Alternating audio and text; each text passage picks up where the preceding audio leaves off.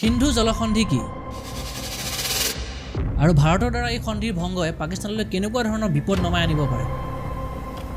আহকচোন তাৰ বিষয়ে কথা পাতো যেনেকৈ ভাৰতৰ মাজেৰে বৈ যোৱা মুখ্য নদী বুলি ক'লে গংগা যমুনা ব্ৰহ্মপুত্ৰ কৃষ্ণা গোদাৱৰী আদি আছে তেনেকৈ পাকিস্তানৰ মাজেৰে বৈ যোৱা মুখ্য নদী কি জানেন সেইখন হৈছে অকল সিন্ধু নদী আসলতে পাকিস্তানৰ মাজেৰে বৈ যোৱা মুখ্য নদী বুলি ক'লে ছখন নদী আছে আৰু সেই ছখন নদীৰ নাম হৈছে সিন্ধু ঝেলুম চেনাৰ ৰবি ব্যাস আৰু সাতলেজ ইয়াৰে সিন্ধু নদীখন হৈছে আটাইতকৈ ডাঙৰ বাকি পাঁচখন সৰু নদী আৰু এই পাঁচখন নদী মিলি শেষত সিন্ধু নদীত পৰিছে আৰু তাৰ পিছত এখন মেইন নদী সিন্ধু নদী হিচাপে বৈ গৈছে সেইবাবে পাকিস্তানৰ সিন্ধু নদীখনকে মুখ্য নদী বুলি কোৱা হয় এই সিন্ধু নদীখন উপৰোক্ত ছখন নদীত বিভক্ত হৈ তিব্বত মালভূমিৰ কৈলাশ পৰ্বতৰ মানসৰোবৰ আৰু বুখৰ স্ৰোহ্ৰদৰ হিমবাহৰ পৰা ওলাই আহিছে আৰু ভাৰতৰ লাডাখ হিমাচল প্ৰদেশ হাৰিয়ানা জম্মু কাশ্মীৰ আৰু পাঞ্জাবৰ মাজেৰে বৈ গৈ পাকিস্তানত সোমাইছে অৰ্থাৎ উপৰোক্ত সিন্ধু নদীৰ সৈতে গোটেই পাঁচখন নদীয়ে ভাৰতৰ পৰা হৈহে পাকিস্তানত গৈছে পাকিস্তানৰ দৈনিক জীৱনত ব্যৱহাৰ কৰাৰ বাবে পানী খেতি উদ্যোগ মীন পালন যাতায়াত কাৰখানা জলসিঞ্চন বিদ্যুৎ উৎপাদন সকলোৱে পাঁচখন নদীসহ সিন্ধু নদীৰ ওপৰত নিৰ্ভৰশীল এক কথাত সিন্ধু নদী অবিহনে পাকিস্তান মৰুভূমি হোৱাৰ পৰ্যায় পাই যাব এতিয়া আহোঁ সিন্ধু জলসন্ধি কি স্বাধীনতাৰ আগৰ পৰাই এই ছখন নদী এনেকৈ বৈ আছে স্বাধীনতাৰ পাছত ভাৰত আৰু পাকিস্তান যেতিয়া দুভাগত বিভক্ত হ'ল পাকিস্তানৰ তেতিয়া চিন্তা হ'ল যে পাকিস্তানৰ মুখ্য নদীকেইখন দেখোন ভাৰতৰ পৰা অহা আৰু ভাৰত পাকিস্তানৰ যুদ্ধ কাৰ্যা এইবোৰটো হৈ থাকে ভৱিষ্যতে ভাৰতে যদি কেতিয়াবা পাকিস্তানৰ ওপৰত খং কৰি এই নদীসমূহৰ পানী বন্ধ কৰি ৰাখে বা বেলেগফালে বুৱাই লৈ যায় তেতিয়া কি হ'ব পাকিস্তান শুকাই খিনাই মৰিব লাগিব এনেবোৰ চিন্তাই স্বাধীনতাৰ পিছত পাকিস্তানক বহুত বেছি চিন্তাত পেলাইছিল 1960 চনৰ 19 ছেপ্টেম্বৰত পাকিস্তানৰ কৰাচীত তেতিয়াৰ ভাৰতৰ প্ৰধানমন্ত্ৰী জৱাহৰলাল নেহৰুক তেতিয়াৰ পাকিস্তানৰ ৰাষ্ট্ৰপতি আয়ুৰ খানে বন্ধুত্বৰ প্ৰস্তাৱেৰে মাতি নি বুজাই ফুচুলাই সিন্ধু নদীৰ ওপৰত এখন চুক্তি স্বাক্ষৰ কৰে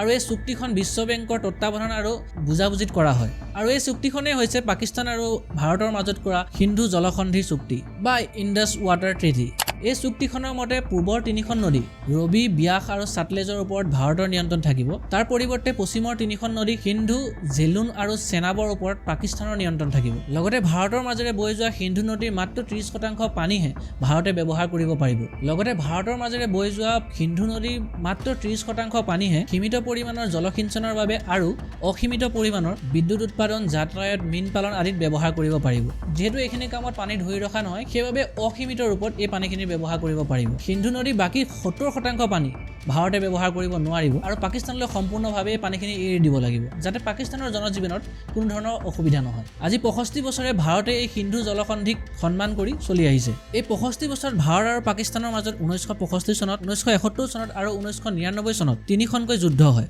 তাৰ উপৰিও পাকিস্তানৰ সমৰ্থিত কেইবাটাও ইছলামিক সন্ত্ৰাসবাদীয়ে ভাৰতৰ ওপৰত 30 বাৰতকৈ অধিক আক্ৰমণ কৰে বোমা বিস্ফোৰণ কৰে লগতে গুলীবৰ্ষণ কৰি হাজাৰ হাজাৰ ভাৰতীয় জনতা আৰু সেনাৰ হত্যা কৰে লগতে ভাৰতৰ সীমাত কেইবাবাৰো সোমাবলৈ চেষ্টা কৰি ভাৰতীয় সেনাক পিছফালৰ পৰা হত্যা কৰে ইমানবোৰ হোৱাৰ পিছতো ভাৰতে মানৱীয়তাৰ খাতিৰত এই সিন্ধু জলসন্ধিক সন্মান জনাই সিন্ধু নদীৰ 70% পানী পাকিস্তানৰ কাৰণে এৰি আহি আছিল ইমানবোৰ সুবিধা দি থকাৰ পাছতো 2016 চনত পাকিস্তানৰ সমৰ্থিত এটা ইছলামিক সন্ত্ৰাসবাদী দলে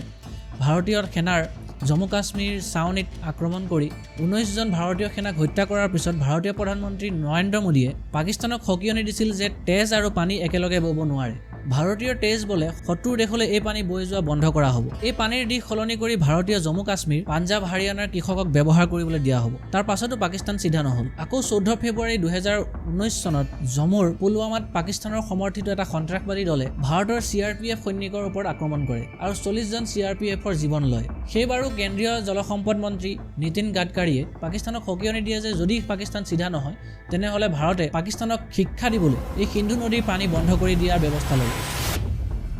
আৰু কথা এষাৰ আছে কুকুৰৰ নেজ কেতিয়াও সিধা নহয় আৰু ইমানবোৰ হোৱাৰ পিছতো পাকিস্তানৰ স্বভাৱ সলনি নহল এবাৰ তাৰ পিছত দুবাৰ সকিয়নি দিয়া হ'ল আৰু তাৰ পাছতো 3 নম্বৰ বাৰ যোৱা 22 এপ্ৰিল তাৰিখে আকৌ জম্মু কাশ্মীৰৰ পাহালগ্ৰামত পাকিস্তানৰ সমৰ্থিত ইছলামিক সন্ত্ৰাসবাদী দলে 28 জন নিৰীহ ভাৰতীয়ক বৰ্বৰভাৱে হত্যা কৰে আৰু তাৰ পাছতেই ভাৰত চৰকাৰে সিদ্ধান্ত ল'লে যে এই সন্ধি সম্পূৰ্ণৰূপে ভংগ কৰা হ'ব আৰু ভাৰতৰ কেন্দ্ৰীয় চৰকাৰৰ সুৰক্ষা বিভাগৰ কেবিনেটত 23 এপ্ৰিল তাৰিখে সিন্ধু জলসন্ধি ভংগ কৰি দিয়া হয়। এতিয়া সেই 70% পানী যিখিনি পাকিস্তানৰ কাৰণে ভাৰতে এৰি দি আছিলে সেইখিনি সম্পূৰ্ণৰূপে বন্ধ কৰি দিয়া হ'ব আৰু এতিয়া ভাৰত চৰকাৰে স্বতন্ত্ৰভাৱে নিয়ন্ত্ৰণ আৰু ব্যৱহাৰ কৰিব ভাৰতৰ মাজেৰে বৈ যোৱা সিন্ধু নদীৰ লগতে আন 5খন নদী। আৰু লক্ষণীয় হ'ব ইয়াৰ পিছত পাকিস্তানৰ কি অৱস্থা হয়। কথাতে কয় নহয় যেনে কুকুৰ তেনে টাঙৰ। আৰু ভিডিঅ'টো শেষলৈকে চোৱাৰ বাবে ধন্যবাদ। যোৱা 22 এপ্ৰিল তাৰিখে যিখিনি পাকিস্তানৰ সন্ত্ৰাসবাদীয়ে কৰিলে সেইখিনি সঁচাকৈ বহুত বেছি দুখ লগা। তাৰ বিষয়ে আপোনালোকে কি ভাবে কমেণ্টত নিশ্চয় জনাব আৰু এনেকুৱা ধৰণৰ ইনফৰ্মেটিভ ভিডিঅ' চাই থাকিবলৈ চেনেলটো ছাবস্ক্ৰাইব কৰিব লগতে ফেচবুক পেজটো ফ'ল' কৰি ল'ব। ধন্যবাদ।